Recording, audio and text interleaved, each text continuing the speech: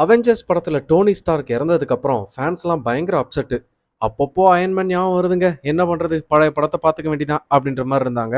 இப்ப அயன்மேன் திரும்ப வராரு அப்படின்றது தான் உலகம் ஃபுல்லா இருக்க ரசிகர்களுக்கு ஒரு ஸ்வீட் சர்ப்ரைஸாவும், ஷாக்கிங் சர்ப்ரைஸாவும் இருக்கு. பட் என்ன ஒரு விஷயம், அயன்மேனா அவர் திரும்ப வரப்போறது இல்ல. டாக்டர் டூம் அப்படின்ற கேரக்டரா அவர் வரப்போறாரு. உங்கள பல பேர் ஃபேண்டாஸ்டிக் ஃபோர் படம் பார்த்திருப்பீங்க. அதுல வருவாரே விக்டர் வான் டூம். அந்த டாக்டர் கேரக்டர்ல தான் இவர் நடிக்க போறாராம். அவெஞ்சர்ஸோட இயக்குனர்கள் ஜோ ரூசோ, ஆண்டனி ரூசோ இவங்க 2 பேரும் சேர்ந்து அவெஞ்சர்ஸ் டூம்ஸ் டே அப்படின்னு ஒரு படமும், அவெஞ்சர்ஸ் சீக்ரெட் வார்ஸ் அப்படின்ற படத்தையும் எடுக்க போறாங்க. இந்த 2 படங்கள்லயுமே சூப்பர் வில்லனா ராபர்ட் டவுனி ஜூனியர் தான் நடிக்க போறாரு. கிட்டத்தட்ட விக்ரம் படத்துல வர நாயகன் மீண்டும் வரார் சீனுக்கு இணையா இந்த விஷயத்தை அவங்க அனௌன்ஸ் பண்ணியிருக்கிறாங்க.